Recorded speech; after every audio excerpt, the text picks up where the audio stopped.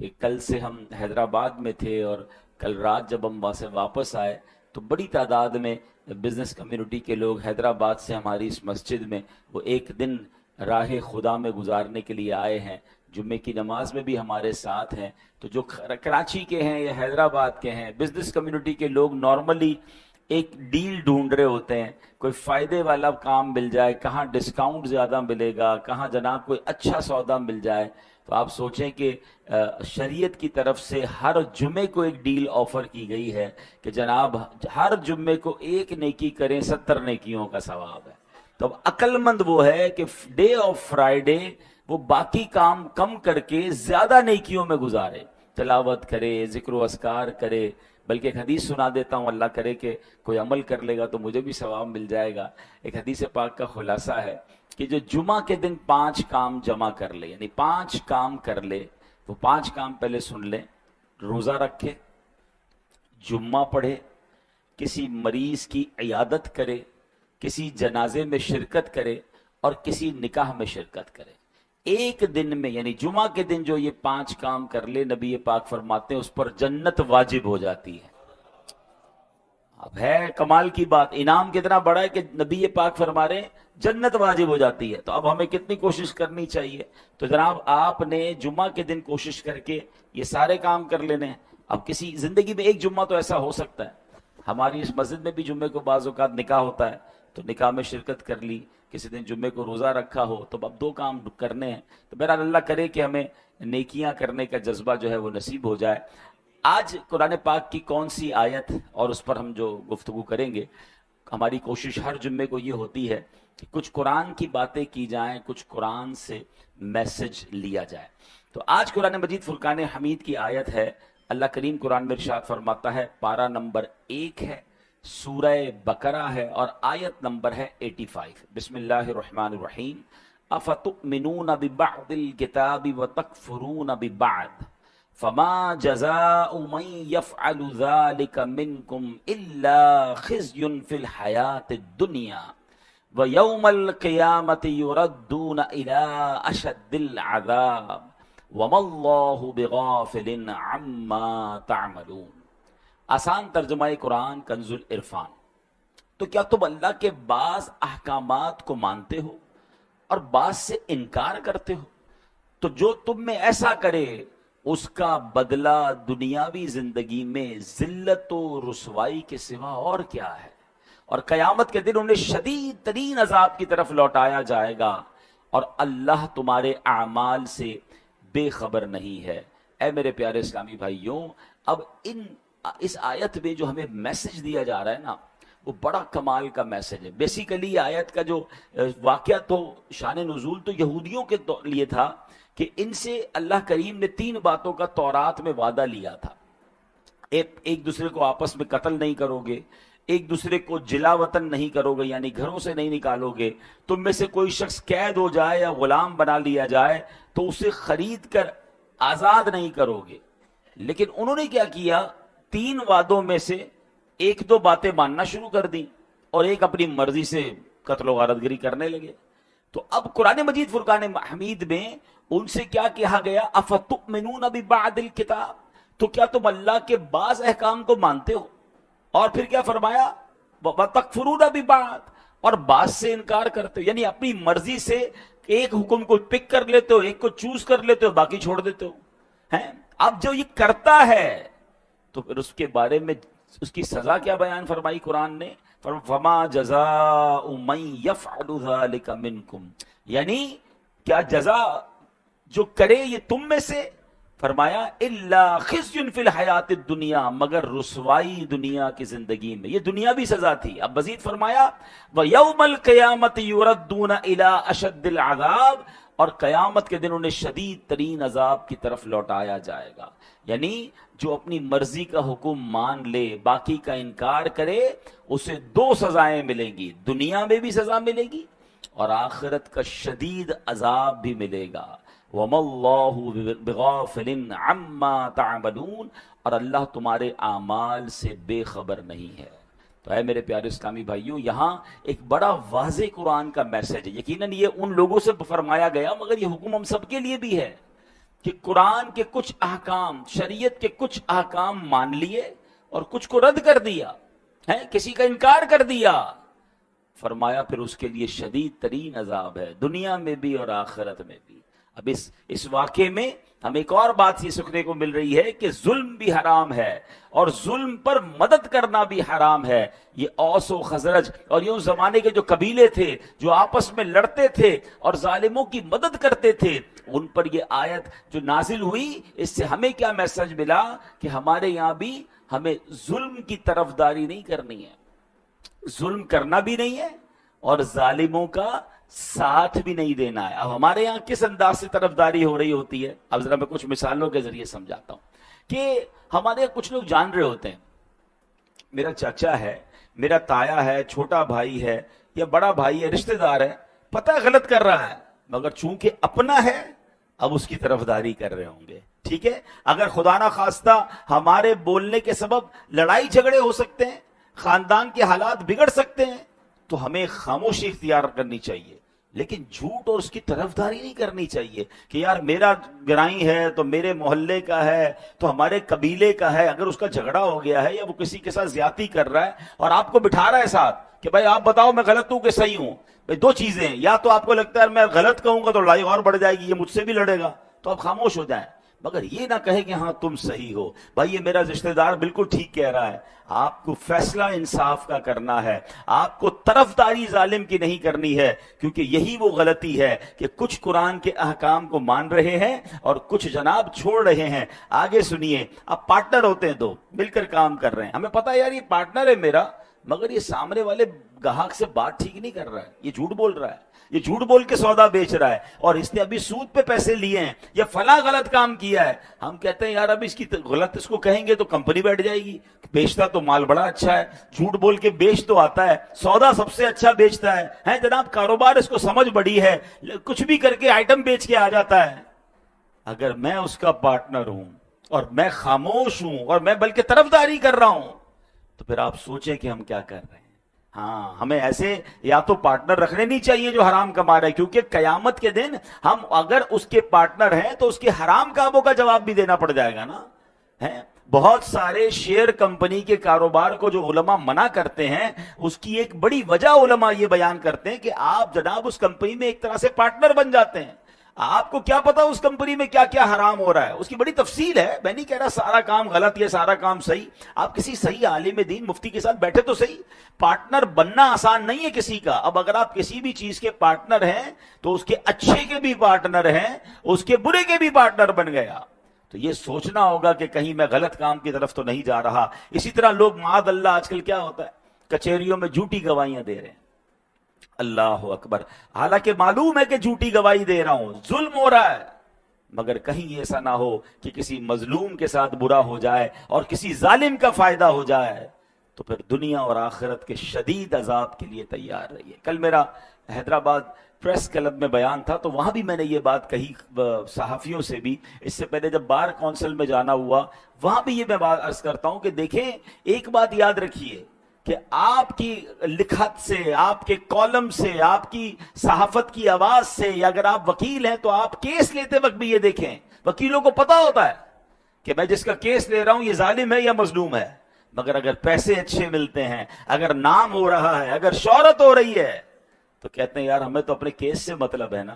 تو کیا آپ قتل کرنے والے کو جو ہے وہ بے قصور ثابت کریں گے؟ آپ یہاں تو تھوڑے پیسے کما لیں گے، ہو سکتا ہے قانون کو ڈاج دے کے کیس بھی جیت لیں، اللہ کی بارگاہ میں کیا جواب دیں گے؟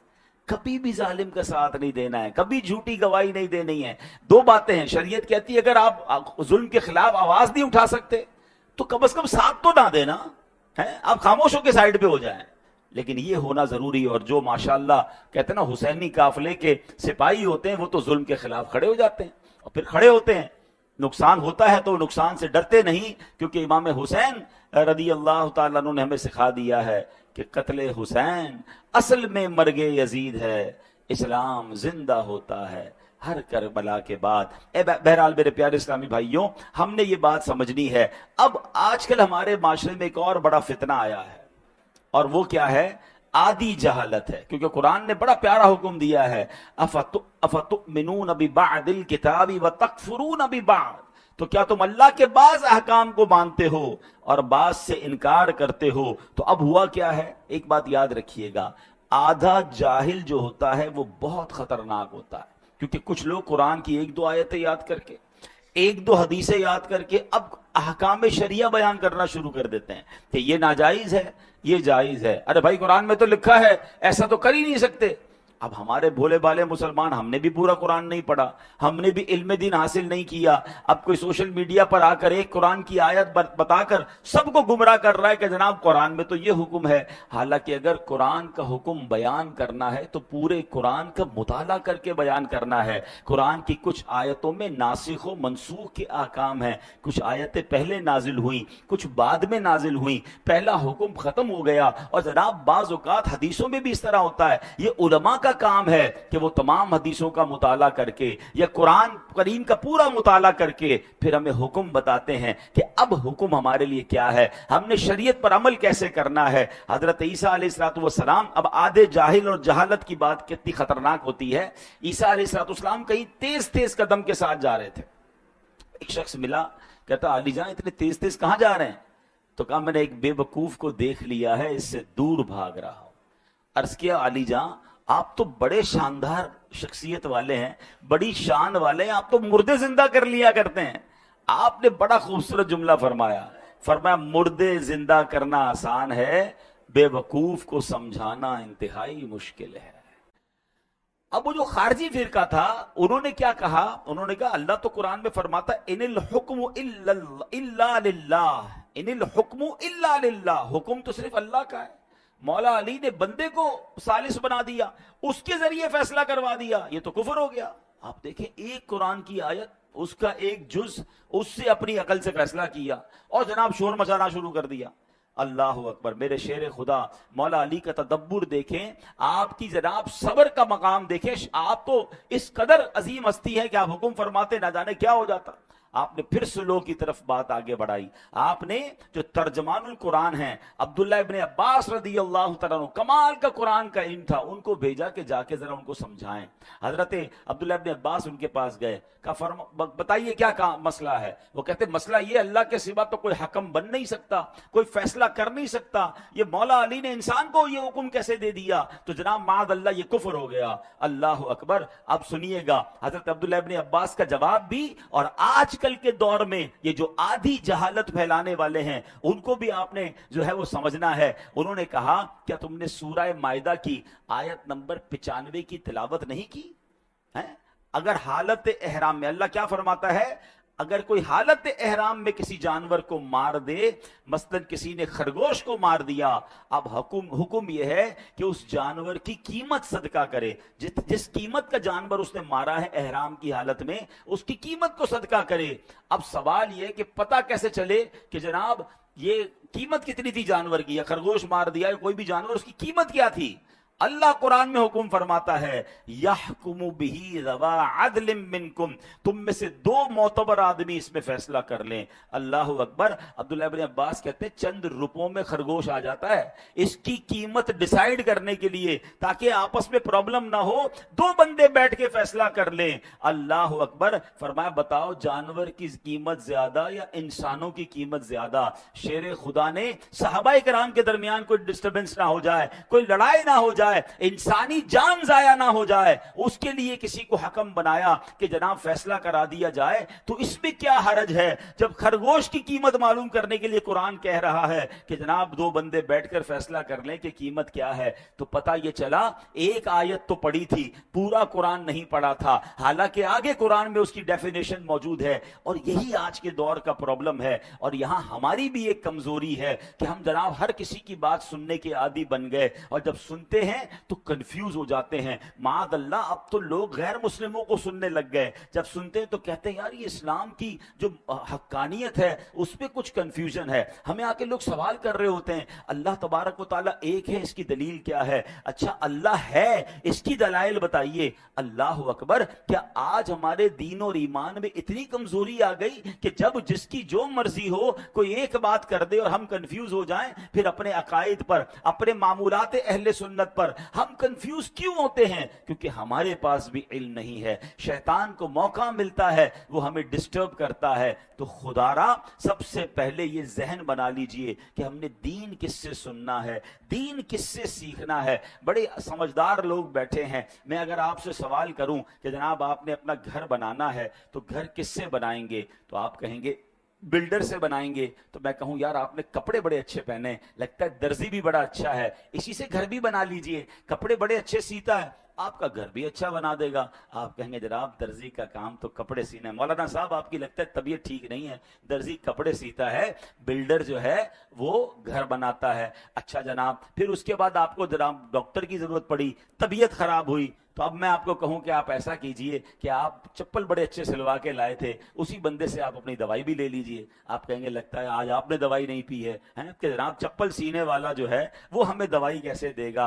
तो कमाल है कि दुनिया की हर फील्ड में आप अपने लिए उस फील्ड का एक्सपर्ट तलाश करते हैं। मोची से जूते सिलवाते हैं, दर्जी से कपड़े सिलवाते हैं, डॉक्टर से दवाई लेते हैं, बिल्डर से घर बनाते हैं, इनको आपस में मिक्स एंड मैच नहीं करते। तो अब बताइए ना, दीन किससे सीखना चाहिए है, शरीयत किससे मालूम करनी चाहिए? क्या हर उस शख्स को यह हक हासिल है? मेरा दीन इतना मजलूम है। अच्छा, अब एक और फिनोमेना लोग लेकर आए कि जनाब इंटरनेट पर तो सारी चीजें मौजूद हैं, अब तो एआई का जमाना है, सवाल कीजिए जवाब मिल जाता है। कुरान पाक पढ़ने की और जनाब उसकी इतनी बड़ी बड़ी तफसीरें पढ़ने की जरूरत क्या है? और जनाब पढ़ना भी है तो किसी आलिम की जरूरत क्या है, किसी मुफ्ती की जरूरत क्या है, किसी एक्सपर्ट की जरूरत क्या है? कुरान मौजूद है, तफसीरें मौजूद हैं, हम खुद ही मसला निकाल लेंगे, हमें उलमा की हाजत नहीं है। चलिए थोड़ी देर के लिए आपकी बात मान लेते हैं कि जनाब किताब से प्रॉपर इल्म मिल जाता है, ठीक है, किताब में सब चीजें मौजूद हैं। चले अब मैं आप ही की बात आपकी तरफ दोबारा बढ़ाता हूं। अल्लाह ना करे आप में से किसी को कोई प्रॉब्लम हो जाए या आपके घर में किसी का ऑपरेशन रिक्वायर्ड हो, तो जनाब आप भी किताब उठाइए कि टांग का ऑपरेशन कैसे होगा। बल्कि अब सिर्फ किताब नहीं है, यूट्यूब पर तो ट्यूटोरियल मौजूद है ना, वीडियो भी मौजूद है कि ये वाला ऑपरेशन कैसे होगा। थोड़ा मजीद सवाल एआई से कर लीजिए कि कौन सा चाकू इस्तेमाल करूं, कौन सी छुरी इस्तेमाल करूं, पहला कट किधर लगाऊं। दो चार दोस्त जमा हो जाएं और टांग का ऑपरेशन घर में कर लीजिए, 2-4 लाख रुपए भी बच जाएंगे। आप कहेंगे यार क्या हो गया आपको? भाई जान का मामला है, किसी एक्सपर्ट से करवाना पड़ेगा। किताबों में जरूर लिखा है लेकिन टांग जाया हो जाएगी, दिल का ऑपरेशन हम नहीं कर सकते, हालांकि उसका पूरा तरीका इंटरनेट पर मौजूद है। आप कहें नहीं, उसके लिए बरसों का एक्सपर्ट चाहिए, बल्कि ऑपरेशन तो उससे करवाएंगे जिसका ऑपरेशन करने का तजर्बा भी हो और उसका ऑपरेशन कामयाब भी होता हो। 4 दोस्तों से भी पूछेंगे, 3 राय लेंगे, एक राय पर भी लोग ऑपरेशन नहीं कराते। करना भी ये चाहिए कि 3 तरफ से राय लेकर फिर ऑपरेशन की तरफ जाना चाहिए। आप कहेंगे जान का मामला है, जिस्म का मामला है, बॉडी खराब हो सकती है।